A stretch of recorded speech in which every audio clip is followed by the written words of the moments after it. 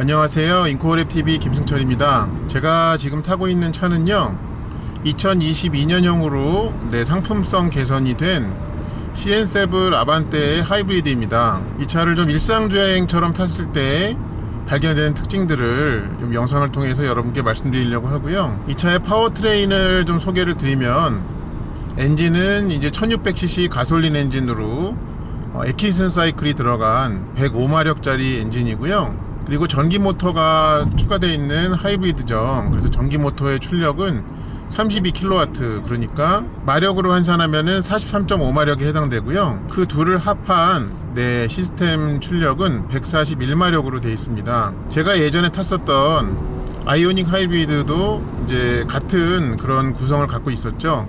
1600cc 엔진과 이제 전기 모터 합해가지고, 그리고 이 차의 이제 변속기는 DCT 기반의 6단 변속기고요. 그 다음에 이제 엔진과 변속기 사이에 전기 모터가 위치하고 있죠. 그래서 엔진 쪽의 연결은 클러치를 통해 가지고 동력을 붙였다 떼었다를 하고 있습니다.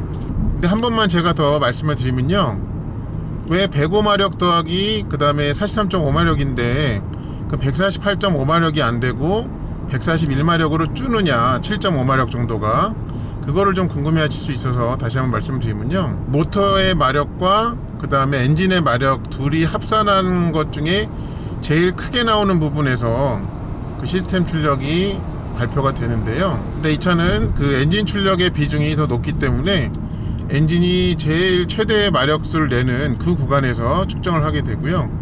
거기에서는 이제 모터는 오히려 좀 최고 출력에서 조금 줄어드는 그런 현상이 있기 때문에 약간 모터의 출력이 줄어든 구간에서 그 엔진 마력 기준으로 제일 높은 그 구간에서 시스템 출력을 계산하다 보니까 그런 일이 생기는 것입니다. 이 차는 22년형이 들면서 좀 개선이 된 부분이라고 한다면은, 일단 전에 없던 베이지 인테리어가 새롭게 생겼습니다. 그리고 이 스티어링에서 이제 진동으로 경고하는 기능이 추가가 됐고요. 그리고 무엇보다 제일 중요한 것은 이 앞유리에, 전면 유리에 이중 접합 차음 유리가 적용된 것입니다. 이 주행 중에 발생하는 이 외부 소음 특성에서 조금 더 나아진 그런 점이 있고요. 이 차 베이지 인테리어에 대해서 조금 말씀을 드리면요, 일단은 어두운 색의 인테리어보다는 동일한 크기라도 더 커 보이게 하는 그런 효과를 발휘를 하죠, 이 밝은 색의 인테리어는요. 그리고 무엇보다 보기에 이제 이쁩니다. 그런데 좀 거기에 못지않게 아셔야 되는 점도 한 가지 있어요. 뭐냐면, 이 밝은 인테리어를 했을 때 이 대시보드의 윗부분도 같이 밝아지는 경우들이 있거든요. 그렇게 되면 지금처럼 날씨가 매우 좋은 상황에서는 외부의 햇빛으로 인해 가지고 그 대시보드의 밝은 쪽이 반사를 일으켜서 이 앞유리의 시야 부분에서 조금 손해보는 부분이 있습니다. 그래서 이제 많은 경우에는 이 실내에 이제 밝은 인테리어를 할 때 투톤으로 할 경우에는 이 윗부분은 좀 어둡게 된다든지 그런 마감이 되어 있는데, 이 차는 물론 대시보드 색깔은 이 시트보다는 조금 어두운 그레이로 마감이 되어 있습니다만, 여전히 좀 앞유리를 통해 가지고 그 운전자의 시야에 대시보드의 밝음이 반사가 돼서 그 시야에 좀 영향을 주는 것은 분명히 있습니다.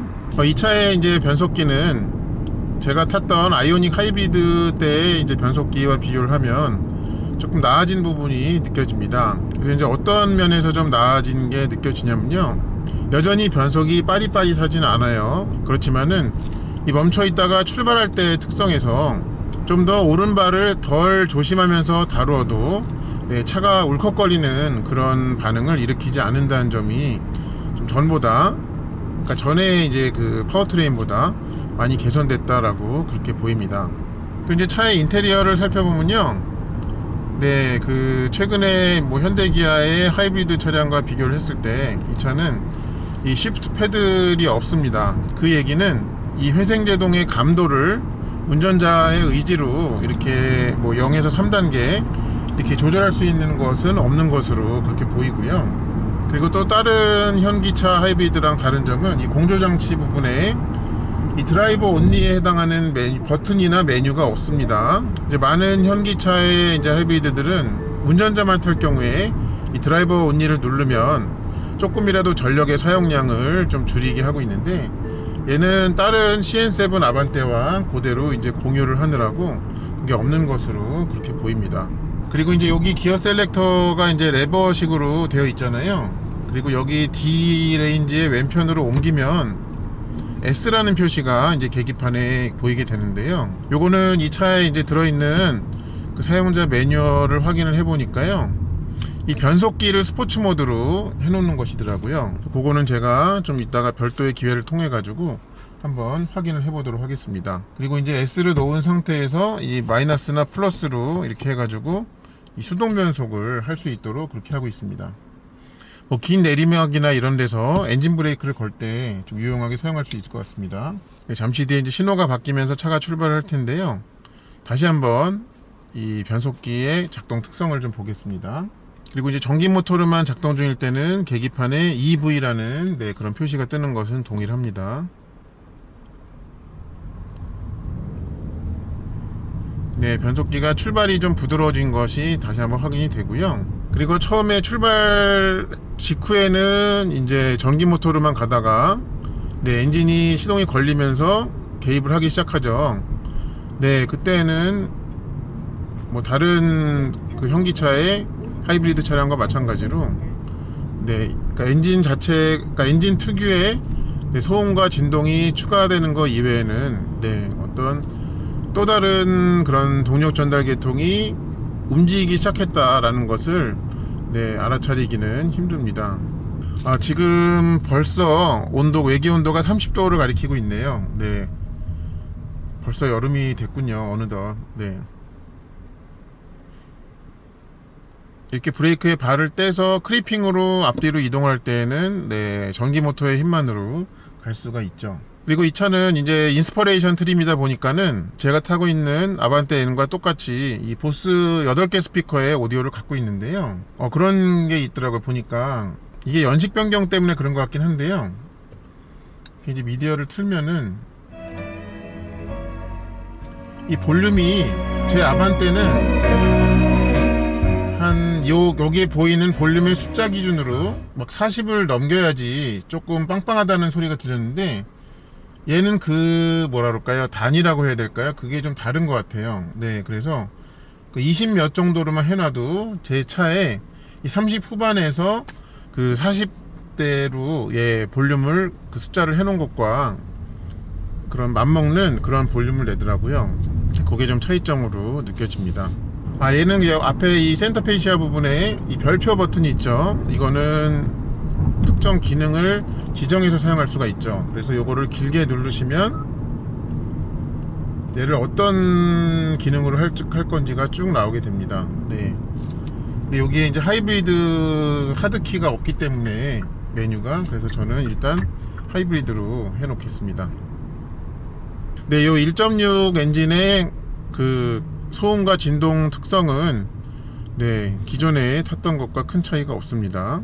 그리고 이제 차가 출발을 할 때는 거의 EV 모드로 출발을 하는데, 언제부터 엔진이 켜지기 시작하느냐, 그거는 딱 속도가 정해져 있지는 않죠.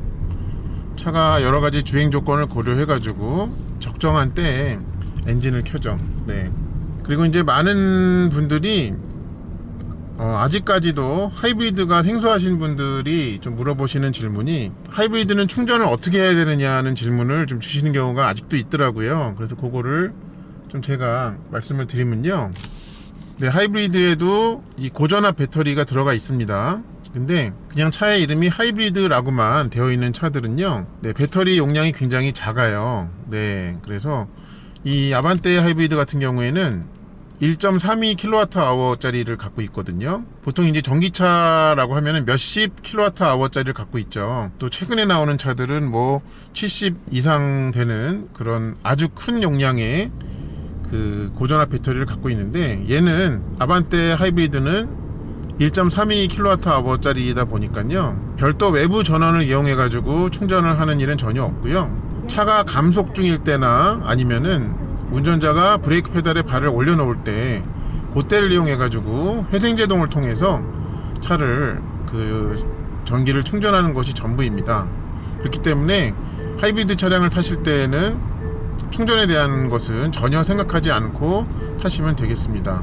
그리고 또 이제 하이브리드에 대해서 좀 궁금하신 부분이 뭐냐면, 왜 이 배터리 충전 표시가 있는데 그게 중간에서만 이렇게 거의 머물러 있냐는 질문을 주시는 경우들이 있어요. 하이브리드는 이제 전기와 엔진 작동을 수시로 이제 왔다 갔다 하죠. 그리고 배터리 용량이 작잖아요. 그 작은 배터리가 이제 충전 방전을 계속적으로 하게 되는데요.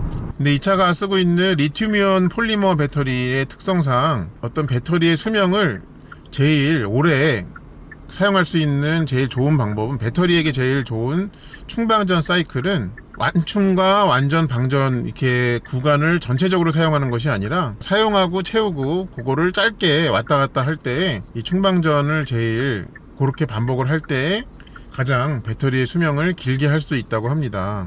네, 그래서 항상 그 하이브리드 차들은요, 그 외부 충전을 하지 않는 하이브리드 차들은 이 충전이 거의 그 중간에서만 머물러 있다 하는 그런 점을 말씀드립니다. 제가 제 아반떼 NA 리뷰에서 여러 번 좀 말씀드린 적이 있는 이슈인데요, 이 차로 유지 보조, 네, 그거가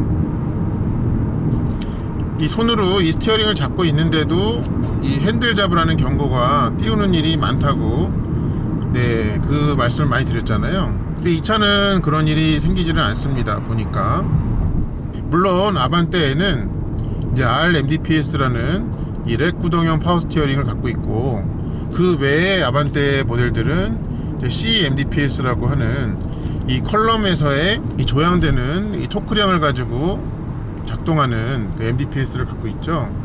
물론 그 방식의 차이 때문에 그런 것인지는 모르겠으나 어쨌든 간에 지금 이 차를 타면서 확인할 수 있는 것은, 이 스티어링을 잡고 있는데도 핸들 잡으라는 경고를 띄우는 그런 일은 발생하지 않고 있다 하는 점이 있어서 그것도 말씀을 드립니다.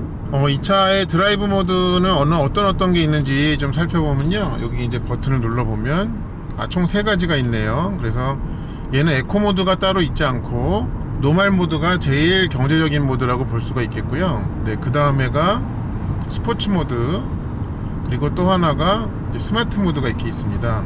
스마트는 이제 운전 성향에 따라 가지고 그 다이나믹이나 아니면 경제적인 쪽으로 그렇게 바꾸는 모드로 생각하시면 되겠고요.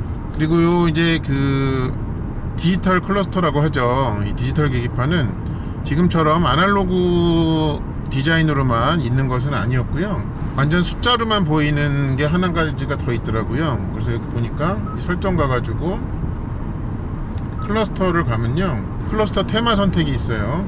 지금은 이제 드라이브 모드 연동을 해놨는데 요거를 풀고, 네, 이 테마의 D를 선택을 하잖아요. 네, 그럼 이런 식으로 됩니다. 양쪽 다, 한쪽에는 속도를 디지털로 보여주고요, 그 다음에 다른 한쪽에는 현재의 연비를 이렇게 디지털로 보여줍니다. 근데 저한테는 이렇게 아날로그로 보여주는 방식이 더 좀 익숙하게 그렇게 느껴집니다. 이 차의 브레이크 페달 작동 특성이 좀 많이 좋아졌다고 느껴지는 부분을 말씀을 드릴게요. 일단 브레이크 페달이 이렇게 그 허당치는 것 같은 그 구간이 굉장히 짧게 느껴지는데요, 그렇다고 해가지고 이 물리적인 브레이크가 일찍부터 밟히게 되는 것은 또 아닌 것 같아요. 그게 아니고, 일단 처음 페달 밟을 때부터요, 이 페달에 그 누르는 무게를 조금 탄력을 높였어요. 그렇게 하면서 처음 밟기 시작할 때부터 조금 더 브레이크를 밟을수록 그 반발력이라고 해야 될까요? 그게 조금 더 높아지거든요. 그러면서 이 회생제동의 그 특성도 이렇게 높여지는, 네, 그렇게 작동을 합니다. 보니까. 그래서 마치 이제 처음에 회생제동이 듣기 시작하는 그 구간에서 기계식 브레이크가 이 제동력을 높여가는 것처럼 그런 느낌을 좀 주도록 만든 게 이 브레이크 페달에서 느껴집니다. 그래서 이렇게 브레이크 페달을 밟아보면 여전히 이 물리적인 브레이크는 더 깊은 위치에서부터 작동을 하기 시작을 해요. 그런데 이 물리적인 브레이크가 작동을 할 때까지 미리 이 회생제동이 작동하는 구간에서의 이 회생제동력을 높여가지고 그 물리적인 브레이크로 넘어갈 때의 그 이질감을 좀 많이 줄인 그런 특성을 갖고 있네요. 보니까. 그래서 이 브레이크 페달을 어떤 설계하는 아니면 설정하는, 네, 그런 부분에서도 좀 많이 발전했구나 하는 그런 점을 느끼게 됩니다. 그런 이유 때문에, 그런 브레이크 페달의 작동 특성을 갖고 있기 때문에 이 아반떼 CN7 하이브리드에는 별도로 이 시프트 패드를 통해 가지고 그 어떤 회생제동의 단계를 조절하지 않게 만든 것은 아닐까 하는 그런 뇌피셜이 좀 생각이 듭니다. 네, 지금 보면은 제가 이 차를 받아가지고 여태까지 한 76km 가까이 탔는데요. 그러니까 2시간 동안 76km를 탔으니까 평균 속도는 한 30km 후반대 정도 되죠. 네, 그렇게 주행을 한 결과 이 여태까지의 연비는 리터당 29.1을 보여주고 있습니다. 27인치 기준으로 발표된 복합 연비가 이제 20km가 조금 안 됐었거든요. 네, 근데 그거보다 좀 많이 높은 그런 특성을 보여주고 있어요. 그러니까 실연비가 굉장히 잘 나온다라는 그 부분은 지금 확인이 되고 있는 것입니다. 좀 더 다양한 조건에서 타보고 업데이트를 드리겠습니다. 이렇게 긴 오르막을 지속적으로 올라갈 때 하이브리드로 좀 독특한 느낌이 있죠. 엔진도 별로 힘을 많이, 그러니까 RPM을 쓰지 않는데 그거에 비해서 좀 쉽게 언덕을 올라가는 그런 느낌이 있죠. 그거는 여기에서도 나타나 있듯이 엔진과 모터가 함께 힘을 내기 때문에 그래서 크게 힘 안 들이고 언덕을 좀 올라가는 그런 느낌을 줍니다. 이 차의 재원표를 보면 다른 아반떼 모델들에 비해서 연료탱크 크기가 5리터가 작죠. 그게 왜 그럴까 좀 생각을 해보면 제일 큰 이유는 그거겠죠. 네, 뒤쪽 하부에 어딘가에다가 이 하이브리드를 구동하기 위한 이제 고전화 배터리 팩을 장착해야 되는 공간 확보가 필요했겠죠. 근데 이제 다행히 이 차는 이제 배터리 용량이 크지가 않으니까 그 배터리 팩의 크기가 아주 크지는 않기 때문에 그래서 그 연료탱크 크기를 줄이는 거에서 세이브된 그런 공간으로 그걸 대체한 것이 아닌가 그렇게 생각이 됩니다. 만약에 그 이유가 아니라면 또 굳이 연료탱크 크기를 다른 아반떼와 똑같이 하지 않더라도 워낙 연비가 뛰어나기 때문에 그래서 이미 그 용량을 줄여도 충분한 주행 가는 거리가 나오기 때문에 그런 것이 아닌가 하는 그런 생각도 해보게 됩니다. 자, 그러면 아반떼 하이브리드의 단점은 뭘까요? 이 차를 타거나 뭐 운행하거나 사용하거나 이런 데에서 단점은 솔직히 잘 모르겠습니다. 그런데 이 차의 제일 큰 단점은 가격인 것 같아요. 제일 기본 사양이든 아니면 이 차처럼 인스퍼레이션이든 가격대가 2000 초반에서 후반까지로 이렇게 돼 있잖아요. 이 차가 갖고 있는 컨텐츠를 보면 결코 높은 가격이라고 저는 보지 않는데요. 그래도 준중형인 아반떼라는 이제 사람들의 머릿속에는 아반떼는 1세대 아반떼부터 지금까지 아반떼가 다 그분들 머릿속에는 그저 아반떼인 거죠. 그래서 이 차의 가격을 들으시면 아반떼가 뭘 그렇게 가격이 높냐 라는 반응이 꽤 많이 있을 것 같아요.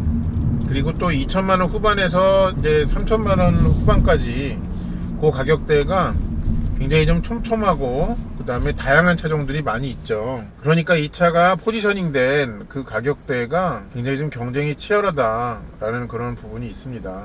근데 뭐 가격은 뭐 어쩔 수가 없겠죠. 그렇게 보여지고요.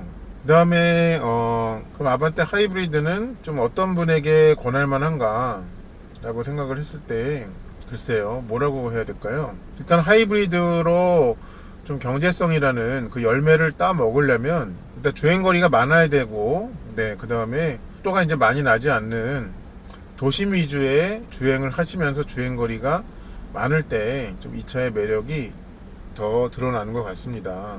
그리고 또 이제 그런 분들도 있죠. 남들이 전기차 하니까는 관심은 가는데 또 어디서 이렇게 뭐 시기상조라는 그런 말을 듣고서 좀 전기차의 마음의 문이 좀 쉽사리 열리지 않는 분들, 그런 분들에게 하나의 에피타이저 차원으로 하이브리드 차량은 좀 좋은 선택이 될 것입니다.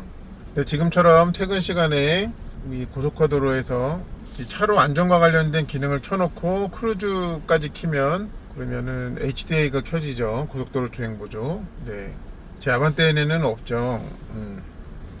앞에 이제 스마트 크루즈 컨트롤 자체가 들어가지 않기 때문에. 얘는 이제 그게 있죠.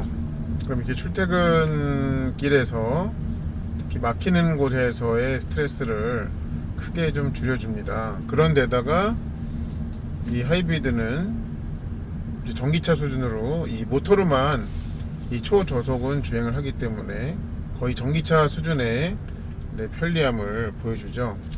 그리고 이제 스탑앤고까지 포함되어 있기 때문에 앞차가 멈추면 지금처럼 따라서 멈추고요.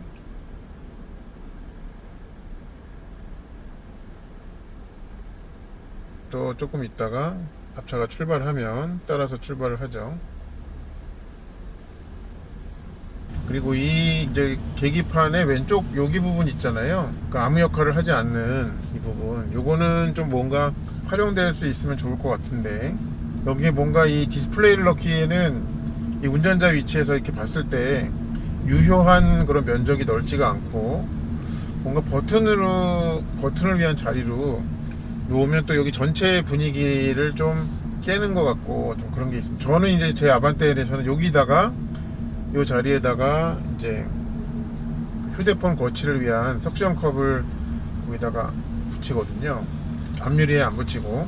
요거는 좀 뭔가 활용이 됐으면 좋겠습니다. 이 면적에 비해서 뭔가가 좀 아깝습니다. 제가 이 차를 오늘 받아가지고 지금까지 이제 한 450km 정도 탔네요. 그렇게 타니까는 이제 연료 게이지가 절반 딱 남았습니다. 그리고 여전히 424km를 더 갈 수 있다고 합니다. 그러니까 제가 오늘 이 450km 중에는 이제 와인딩 로드 리뷰를 이제 두 군데 코스에서 이 촬영한 것을 포함한 거거든요. 네, 그런데도 일단 현재까지 보여지는 총 누적 연비는 21.5라고 나옵니다. 그래서 이 17인치 기준으로 발표된 숫자보다는 훨씬 높은, 네, 악조건이었음에도 불구하고 훨씬 높은 그런 거를 보여줬다 하는 점은 말씀을 드리고 싶습니다. 제가 타고 있는 아반떼 하이브리드를 이런 분들께 좀 추천할 만한 차 같아요. 뭐냐면 이런저런 차 많이 좀 경험을 해 보셨고 이제는 그냥 그렇게 큰 차도 필요 없고, 그렇다고 이제 차에 어떤 신경 쓰기도 싫고, 네, 그런 분들이 꽤 있을 것 같아요. 그리고 이제 편의 장비 충분하고, 네, 실내 공간도 충분하고, 그런 분들에게 아주 좋은 선택이 될 그런 차라는 생각이 듭니다. 이 차는 이름이 아반떼인 것만을 제외하면요, 이 나머지 부분에서는 정말 아쉬움이 없는 그런 것들을, 좋은 컨텐츠들을 많이 갖추고 있고 실력 또한 좋습니다.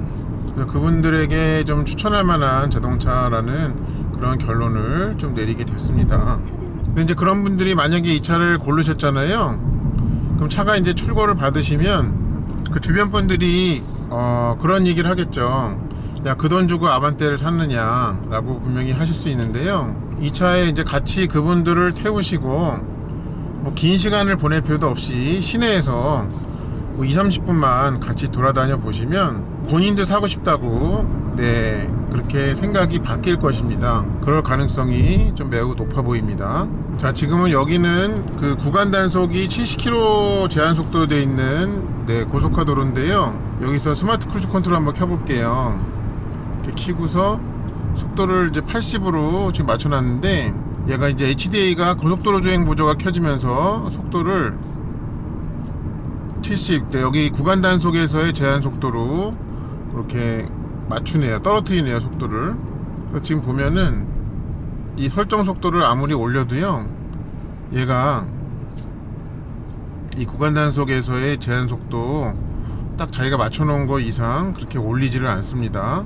그러니까 다시 정리해서 말씀을 드리면, 이 고속화도로에서 구간 단속 중인 그 구간 한가운데에 들어있을 때는요, 이 속도를 높이더라도, 그러니까 설정 속도를 높이더라도 거기 그만큼 높여가지를 않고 이 속도를 지킨다라는 그런 말씀입니다. 이렇게 계기판에 큼지막하게 이 도로에서의 그 제한 속도를 보여주고 있죠. 자, 그러면 지금은 이제 이 구간 단속 70km 구간 단속 속도가, 단속이 좀 있으면 종점이 와요. 그럼 거기를 통과하고 나면 원래 제가 맞춰놓았던 그 제한 속도보다 높은 속도로 올려가는지를 한번 보겠습니다. 지금은 여기는 지금 70km 제한이고, 그리고 제가 설정해 놓은, 예, 스마트 크루즈 컨트롤의 속도는 90km입니다. 그리고 이제 고속화도로를 해가지고 고속도로 주행 보조가 켜진 채로 가고 있습니다. 잠시 뒤에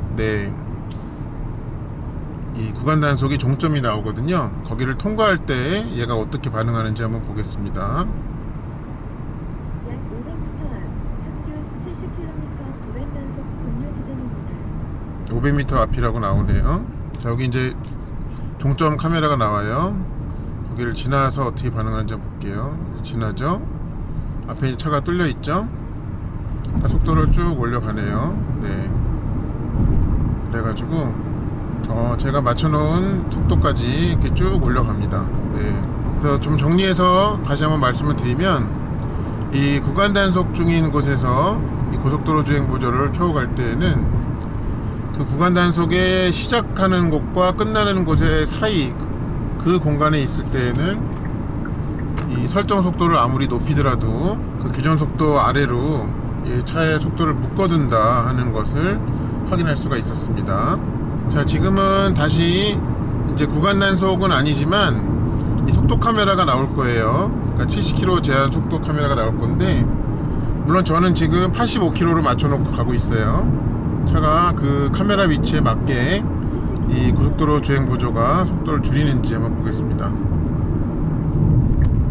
자, 일부러 앞차가 좀 느리게 가는 것 같아서 일부러 더 빨리 가라고 1차선으로 좀 가봅니다. 근데 지금 저 앞에 카메라가 보이기 전부터 이미 속도를 규정 속도에 맞게 줄이네요. 그럼 또 요거를 통과하면 다시 또 속도를 올려가겠죠. 네, 지나니까 이렇게 속도를 올려갑니다.